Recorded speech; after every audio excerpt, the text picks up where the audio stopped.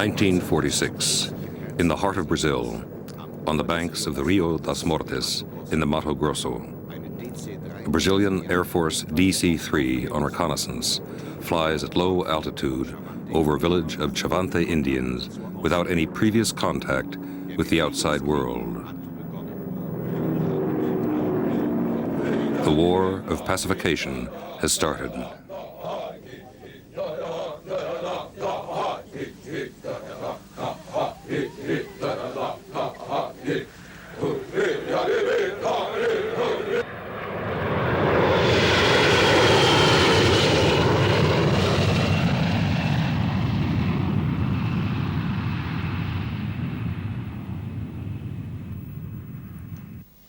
July 28, 1984, Geneva Airport, Switzerland.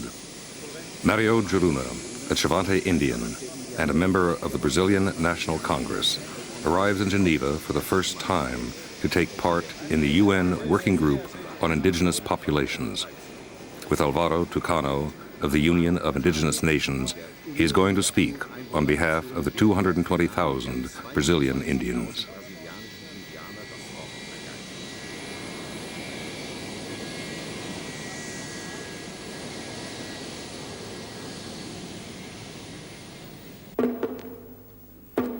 Indian Summer in Geneva.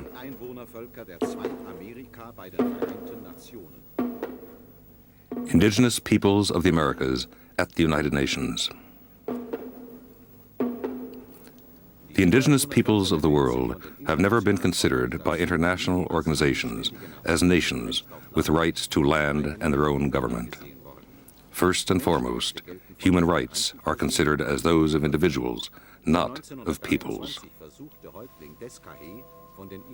As early as 1923, Chief Deskahe of the Iroquois tried in vain to have the sovereignty of the Six Nations Iroquois Confederacy accepted by the League of Nations in Geneva.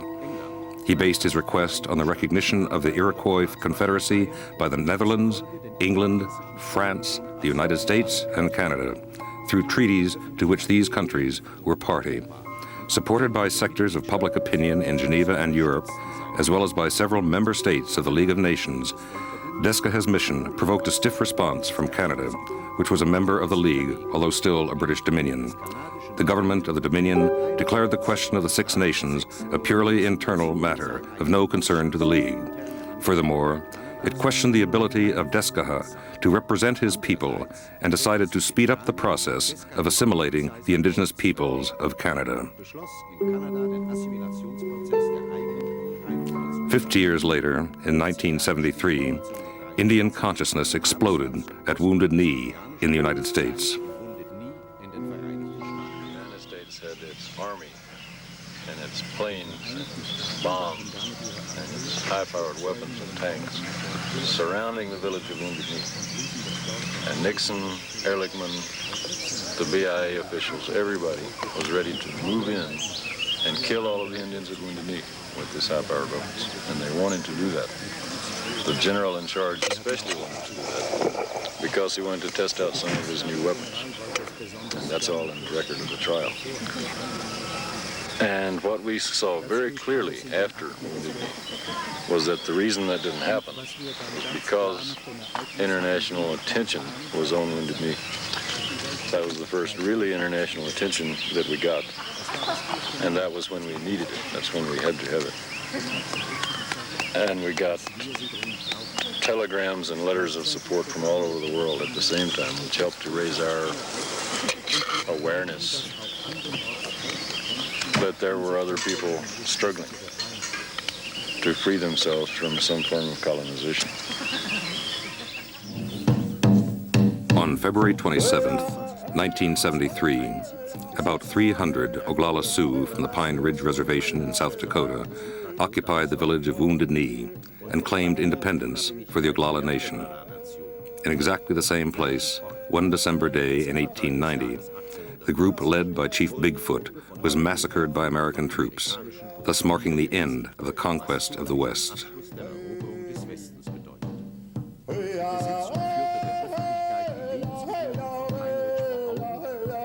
The occupation showed the world what living conditions were like in Pine Ridge.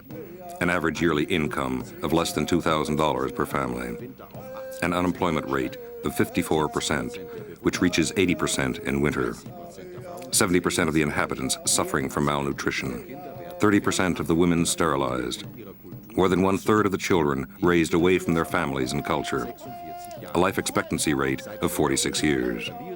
Since the turn of the century, Indians in the United States have lost an average of 45,000 acres of land each year. After 71 days of siege at Wounded Knee, the Indians laid down their arms. Order was once more restored on the Pine Ridge Reservation. What we realized from that during Wounded Knee was that we had to go about international work much more strategically. We had to organize, we had to find the ways that, the most stupid bureaucratic ways that is acceptable to the United Nations, to the body of nations, to make an entry into international affairs. The only thing that was new to us was making that bureaucratic effort, making the organizational effort, to spend years finding out how to be effective in international affairs. We didn't see ourselves ever as out of international affairs. We are nations of people who should be as much a part of the world as any other nations of people, but it's not seen that way because the United States has guns. We don't have guns. That's the only reason it's not seen that way.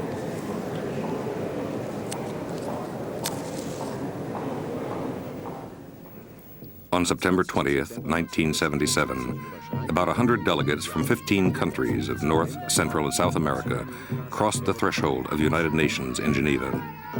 They were led by the International Indian Treaty Council, the first indigenous organization to obtain the status of non-governmental organization at the UN.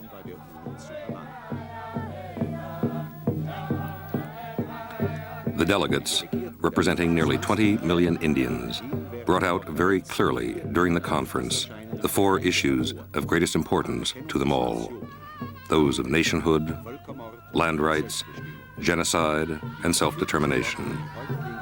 The words of prophecy addressed by Chief Seattle in 1854 to the President of the United States were recalled by Russell Means of the Oglala Sioux. Tribe follows tribe, and nation follows nation. It's like the waves of the sea. It is the order of nature, and regret is useless. Your time of decay may be distant, but it will surely come. For even the white man's God, who walked and talked with him as friend with friend, could not escape the common destiny. We may be brothers after all. We shall see. Hetchetula.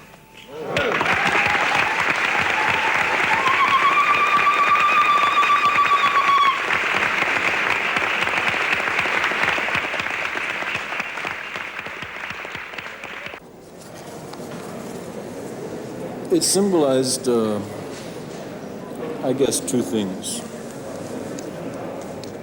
In a way, it was the culmination of the work of so many people, the work of Diskahe, the work of the people in Oregon who had gone to the United Nations back in the 40s and 50s, the culmination of the efforts of Frank Foolscrow of the Lakota Nation. And it was something good for me because it meant that we had actually done something. So I felt personally that we had made some effective change. But it also meant a real beginning for us. Instead of just the end of a long struggle, it meant finally the gates are open in some way. Finally we can get in, we can get back into the world, we can talk freely, we can say what our problems are, we can get solidarity from peoples all over the world.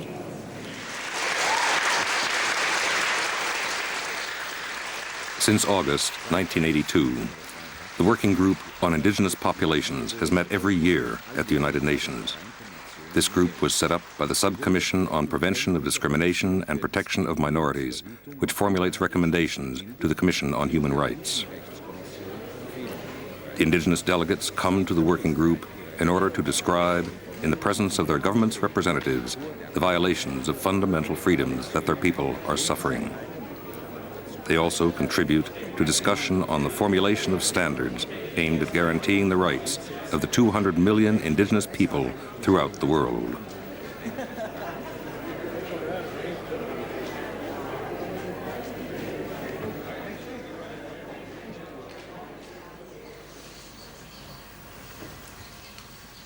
Qual é o serviço da ONU? O que a ONU já fez com o mundo inteiro? What is the role of the United Nations? What has the UN done for the world? As Indians, we would like to participate in the administration of the UN. Then Indians can change the system and current practices.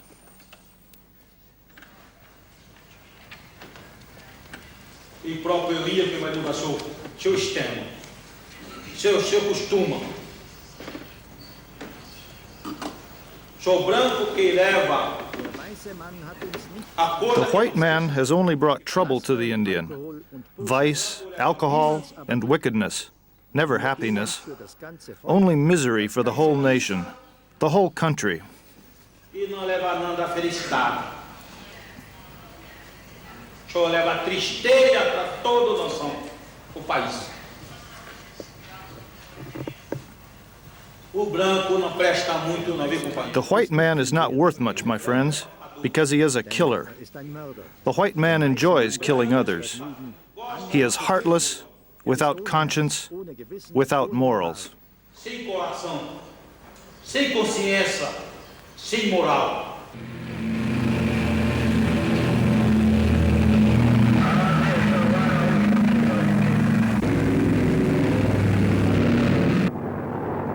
E antes de 30 anos, 30 years ago, I lived happily beyond the Rio das Mortes, in my region, the Serra do Roncador, at the sources of the Rio das Mortes and the Xingu. It was the territory of the Chavante. Cabeceira do Rio da Morte, o cabeceira do Xingu, este território do Chavante.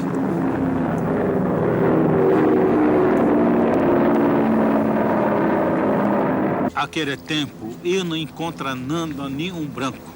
At that time, I had never seen a white man, nor a plane, nor a road. I had never seen them because the land was sacred and respected. Nunca tenho visto, porque o território era muito sagrado, era muito semi-respeitado. Although in Brazil, the Indian is still legally a minor under state guardianship, Mário Juruna entered the National Congress in 1982. Elected by the inhabitants of the slum area in the south of Rio de Janeiro, he's the first Indian from his country to sit in Parliament. I will fight for the worker's right to a salary, for the Indian's right to his land, he said. Returning to the land of the Chavante, to Namuncura in the state of Mato Grosso, Mário Juruna is welcomed as a cacique by his people.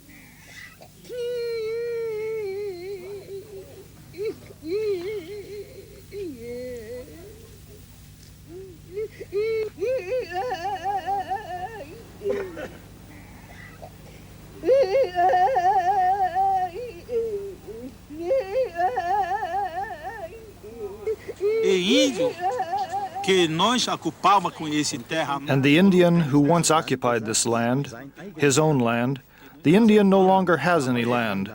Today we occupy a very small territory, only just enough to survive. But the Indian will no longer live as a Chavante, as a member of a tribe, or as a chief. He will be mixed up like mud, or sand, or cement, or stones. And thus we will go on till doomsday. Vamos chegar a fim do mundo.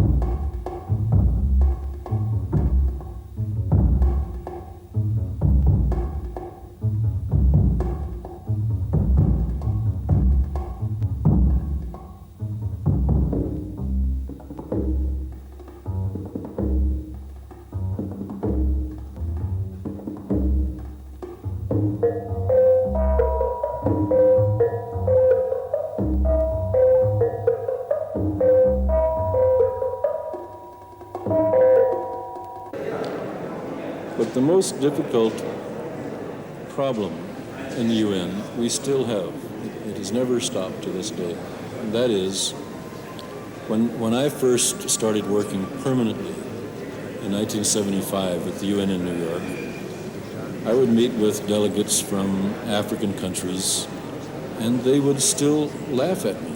Oh, you're an Indian, isn't that funny? And other people would say, but I thought you had all been killed. So we had to spend at least 2 years convincing people that we still existed and that we were people to be respected as humans and as nations of people. And that's a fight that still goes on. We are not taken seriously, partly because of the immense worldwide propaganda of primarily of the U.S., through Hollywood films, through comic books, through all of the ways that they show us as savage people that are somehow comical, but defeated, basically defeated savages.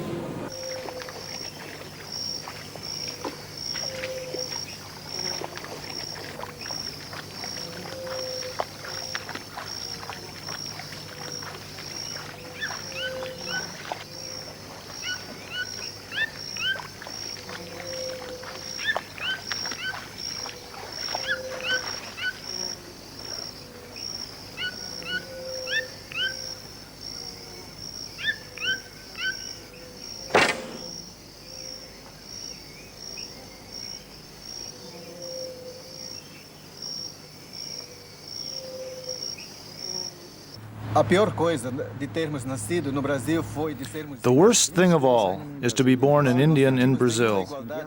We don't have any equality with the whites. When I speak of the whites, I mean the ones with power to dominate, not the slum dwellers.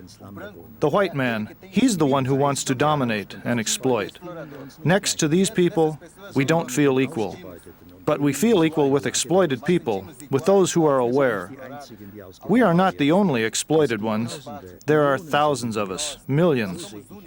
That's how I see it.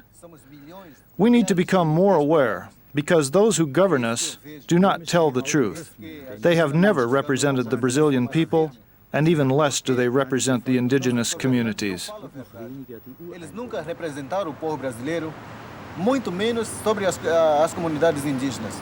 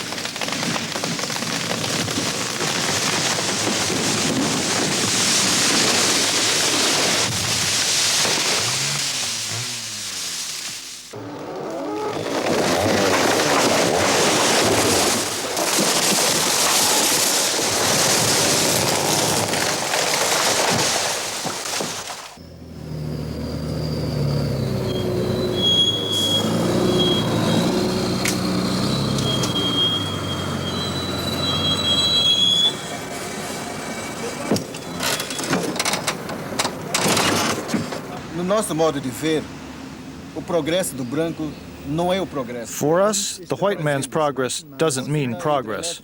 The dam at Itaipu, for example, has already flooded the lands of the Guarani Indians. This destruction, this progress, has harmed not only the indigenous population, but also the peasants. Causou também casos sérios às populações camponesas. A outra usina hidrelétrica, que é Tucuruí, The other dam, Tucuruí, represents a big danger because 100,000 families are threatened with death from the poison dropped by planes exploiting the forest. The water of the planned lake will be contaminated, putting all the population of Belém at risk. More than 25,000 monkeys will die, and more than 7.5 million acres of land will be flooded. This kind of progress is a complete tragedy for us. mais de 3 milhões de hectares vai saindo nada. Então esse tipo de progresso para nós é totalmente triste. Agora o que eu posso esperar aqui da What I hope for from Europe and from Europeans is that at least a few of them will make a huge effort to make their children and their countrymen more aware, to enable the Indians of Brazil to continue their resistance, and that this resistance will be seen as a good example for Europeans. This is what we would like white people to understand. Essa coisa que nós gostaríamos que os brancos entendessem.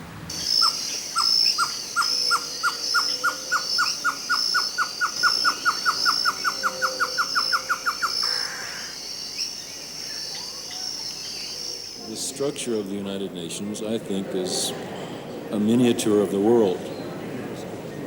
People come here, countries come here to get what they can from the countries that have power. The countries that have power come here to maintain their power. So there's no one here as a country that can basically take up our struggle with us in solidarity in a very serious way. When Puerto Rico first, for example, went to the Decolonization Committee in '75, the United States delegates went to various countries that sat on the Decolonization Committee and basically threatened them, like the mafia would threaten somebody. If you vote for Puerto Rican decolonization, we will take your money away or we will shoot you.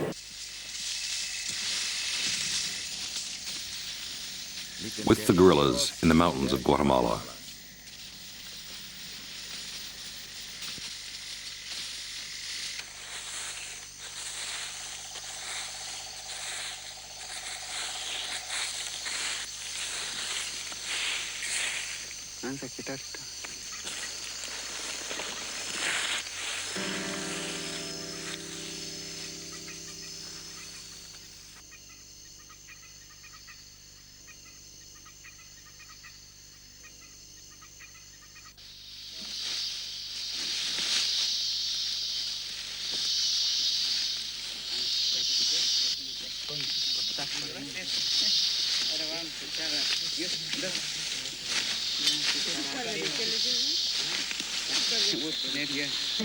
Vou poner yo mi caivil. Mi caivil, digo. Hay que llevar el sombrero. ¿Eso qué? En Guatemala, la mayoría somos indígenas. In Guatemala, indigenous people are in the majority. In the course of the last 4 years, we have seen many terrible things on our territory. Perhaps Madam Chairman is going to tell me that the subject of this meeting is the issue of land. We, the Indians of Guatemala, believe we can defend our lands, our culture, everything, as long as we are allowed to live. In Guatemala, the principal problem is one of life and death. En Guatemala, el problema principal es la vida. 2, 3, 4, 5, 6 skulls of our compañeros. Here are my brothers. That's where they were thrown.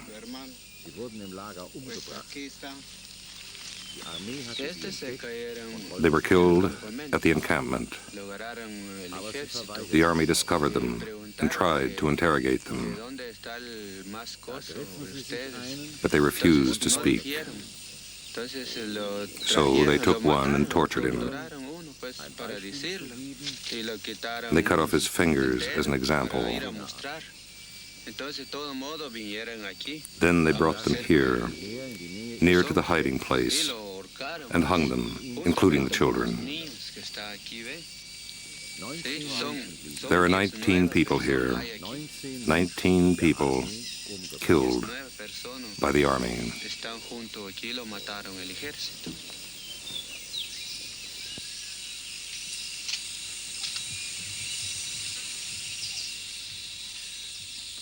Si el pueblo de Guatemala, si el pueblo indígena.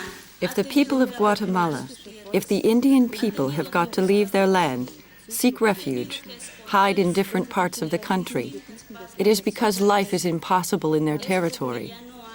As many indigenous brothers have explained in this room, as they have said, life for us is the land, life for us is nature. Because we owe everything to her, we live through her. Therefore, if our people have abandoned all this, it is simply because we can no longer live on our territory. Sin embargo, si nuestros pueblos han abandonado esto, es precisamente porque ya no se puede existir en esas tierras. We travel at night because our lives are in danger. We are being chased by soldiers. They kill us and destroy our corn. We have no food left to eat. How many children do you have? 2, and 2 others who were killed by the army.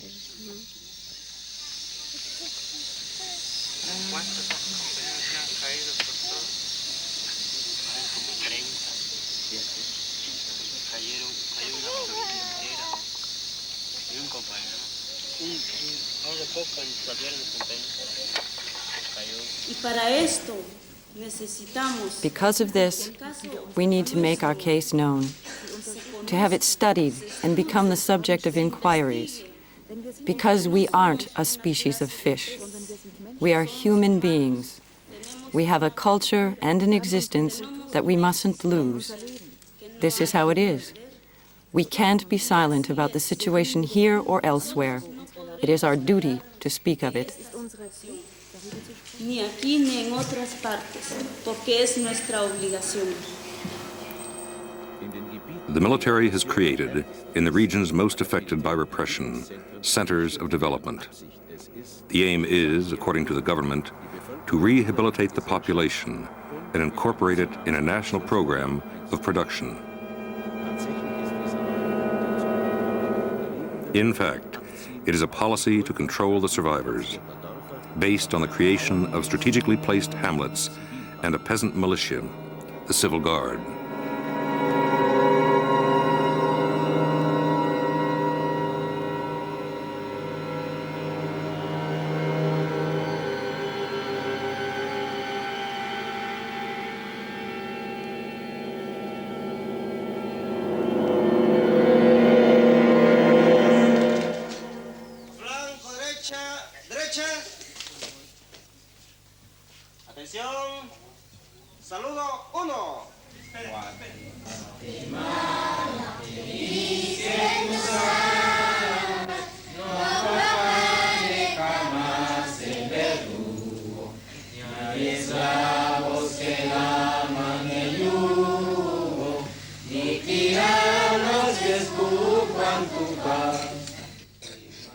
¿Por qué masacra la población?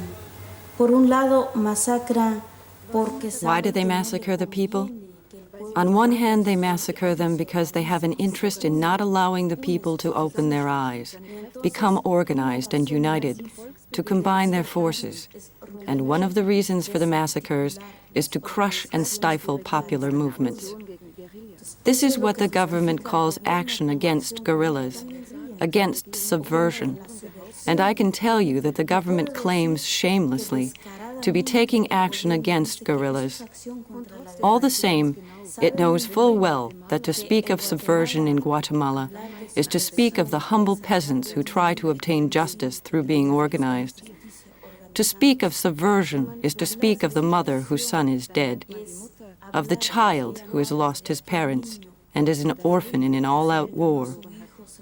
Therefore, it is only natural that they should take a stand and find an organization to defend them.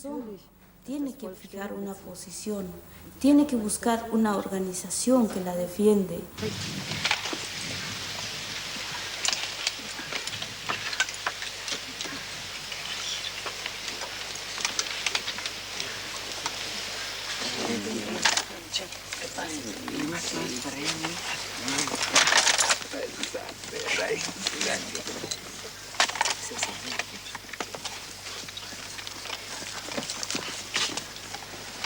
Soy combatiente Robin. Robin, 22 years old, Quiche. Soy combatiente Samuel. Samuel, 18, Canjoval. Soy Canjual. Yo soy combatiente Chepe. Chepe, 15, Chu. Chu. Soy combatiente Enrique. Enrique, 6 años. 16, Mom. Mi etnia es Mam. Soy combatiente y mi nombre es Israel, 19, Quiche. 19 años de edad. Soy combatiente Vidal. Tengo 17 Vidal, años de edad. 17, Cacoltec. Soy combatiente Policario. Policario, 17, Cacchiquel.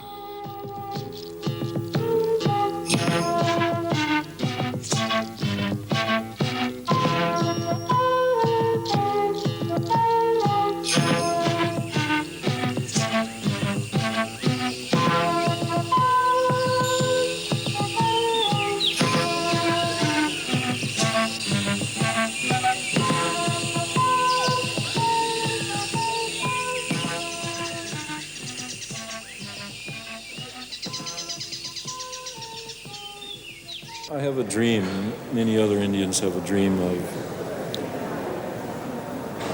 of making our sovereignty as Indian nations primarily with each other, as we started out before we were colonized, of making a real organization of Indian nations, like the Organization of African States, that would work together economically.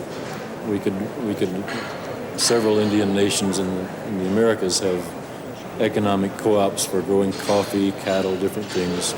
We could begin trading with each other economically. We could begin trading with each other culturally. What people are now learning in Nicaragua could be very useful to us in Bolivia or in the United States. And of course, in the international work, it can be more effective as we continue working together.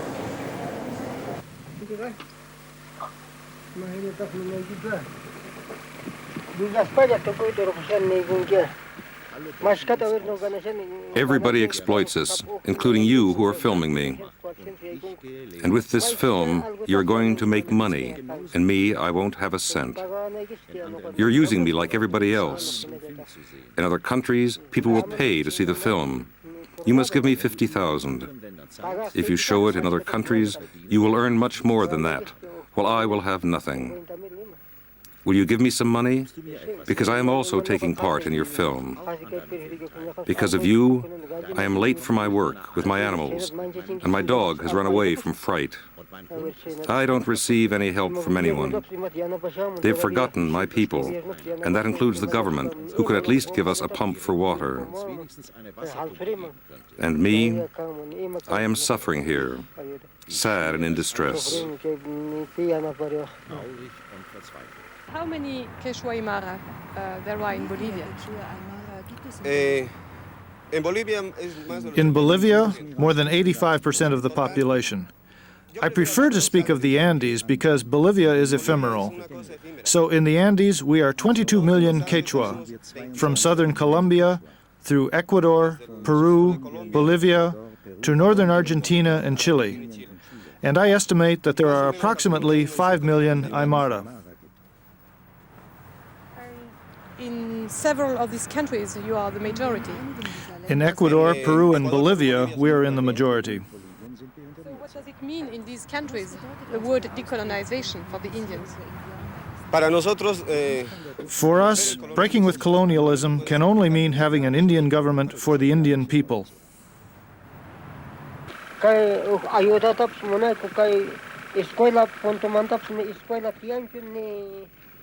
Here, there isn't even a school for our children. There is no progress at all. We don't know anything. We don't know how to read or write. We can't even complain to our government. If we could have a school now, our children would not be as ignorant as we are. We receive absolutely no help from the government, neither for our land nor for our animals. We haven't any money. Our land is poor, and we have nothing to sell at the market. I am helpless against the drought. Without pastures, my animals will die. There's no water.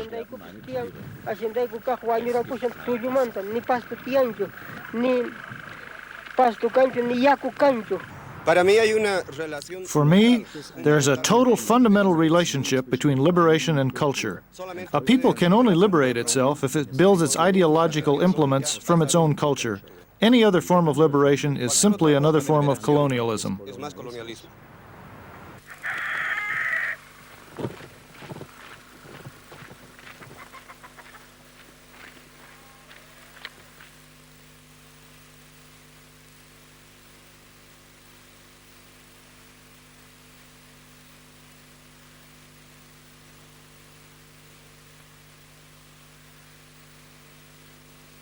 La civilización india, el Tawantinsuyo.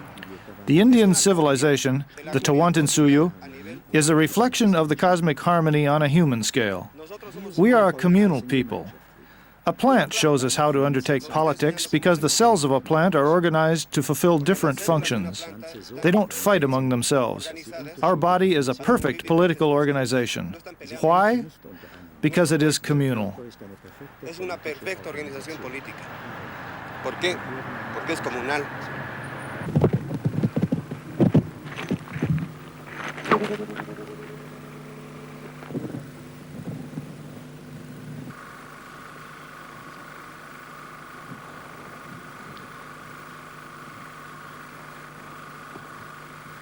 After, before, and during the 77 conference, we realized that we could make a more formal relationship with other indigenous peoples that would be mutually beneficial and that could be systematic, that could go on no matter of who got killed in what country and on which day. And that has worked very well. We've been able to do some very effective work on behalf of the Mapuche Indians in Chile, for example. We've done some reasonably effective work on Indians in Brazil. Our delegate here in Geneva is a Mapuche Indian who started working with us a few years ago. And we're able to have a kind of mutual protection, and that also forces the UN to look at us a little more seriously, to look at the problem, especially in the Americas, in Hawaii, in Australia, Oceania, more seriously. There's an island by the sea, beautiful Sand Island. During the 70s, over 100 homeless native Hawaiian families took refuge on this island in the middle of the port of Honolulu, which had served as a public garbage dump. They cleaned it up and resumed their traditional way of life closely linked to the ocean.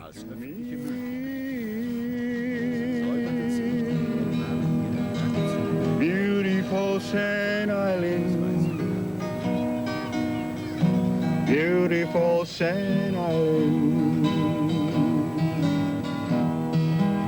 In the midst of all this garbage. Mother Nature made my home by the shores of Sand Island.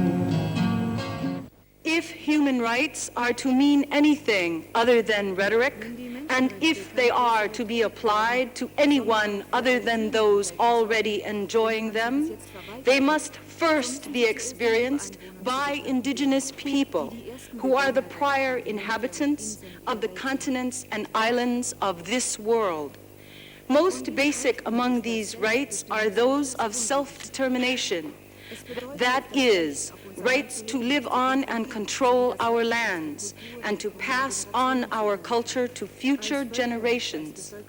As peoples rather than populations, we also have international rights as nations to take our place among the society of nations.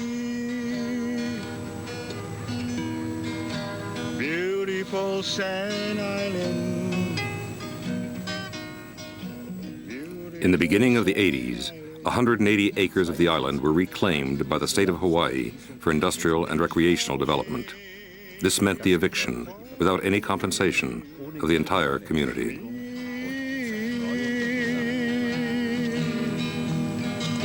Beautiful Sand Island.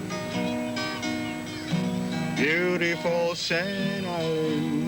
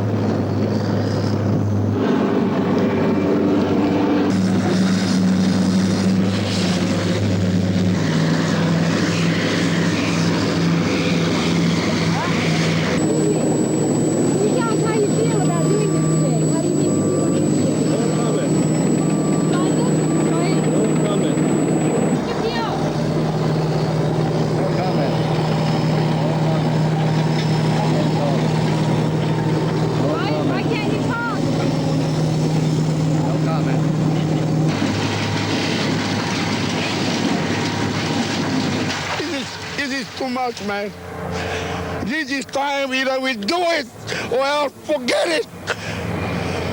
Forget about the Hawaiians. What you guys? These guys try to do what with us? We're not Indians. We're Hawaiian people, natives. This is our life.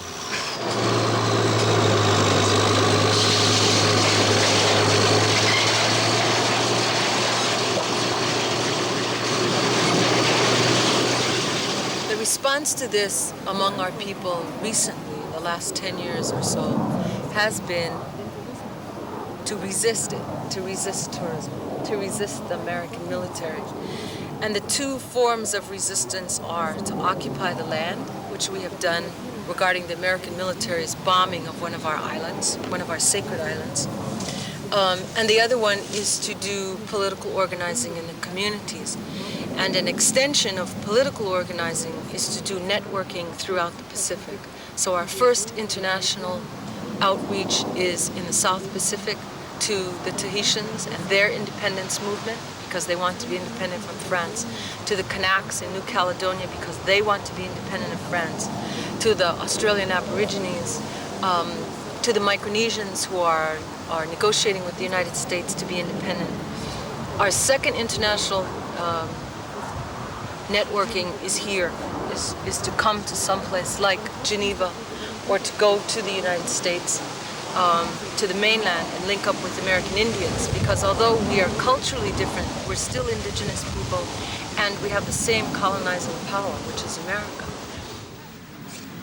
June 3rd, 1985, on the beach of Waimanalo. You feed, Charlie, you feed any place. One touch, good, yeah, that's all. That they may understand, that they may become more patient and humble, that they may love the people who stand on their rights. Be with our people, O Lord, wherever they are in Hawaii or elsewhere, that somehow in their hearts they may know that they are Hawaiians and be proud that they are Hawaiians. So be with us, O Lord, as we stand firm on this aina. Makainoa ka makua, ki keiki, a meka uhani hemolele. The community decided to resist eviction from their ancestral homelands, now a public beach area.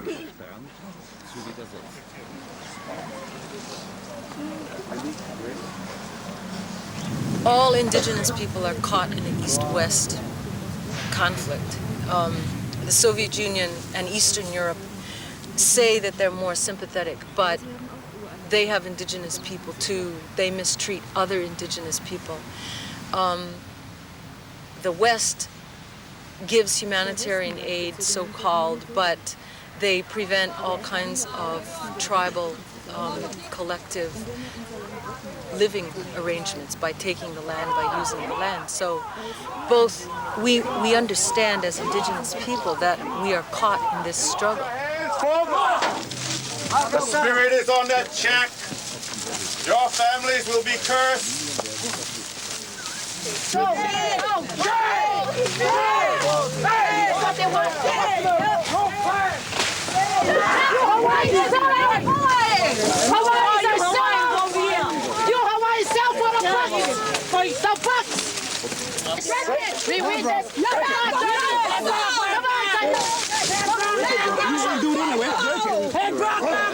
You guys! Look at it! Come on, Stella! We don't house! You guys get out! We let us go California yard! We not can live on the streets! Yeah! We don't have a house! Yeah! We're always broke! Yeah, away! We're always broke!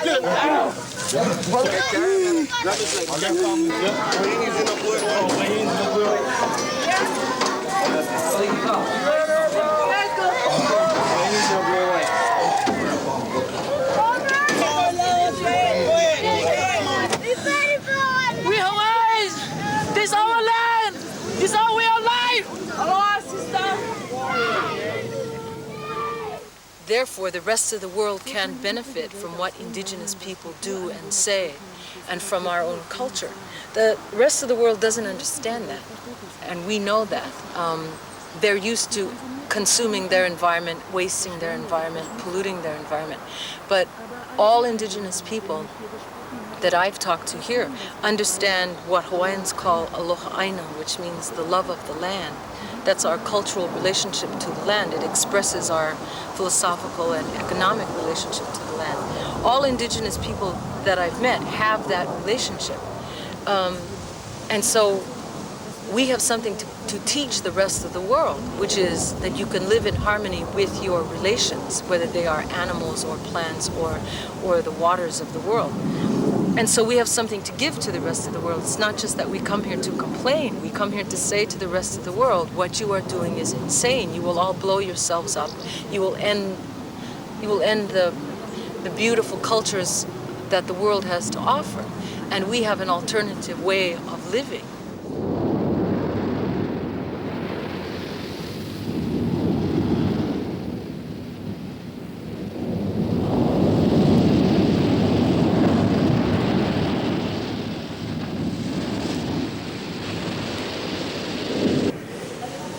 Also, the UN has no way to deal with what are now called indigenous populations, which means colonized people who are not officially colonized according to the UN standards of who is colonized.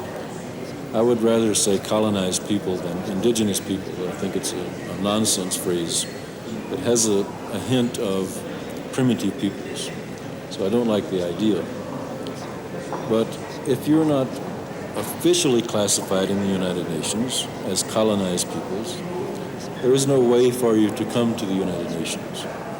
There is no way for you to come to the World Court unless you are already recognized as a state by the United Nations or by the World Court. So we still have no way to to enter the United Nations. It's necessary for us in the next 10-year period to change the United Nations. That's what we have to do.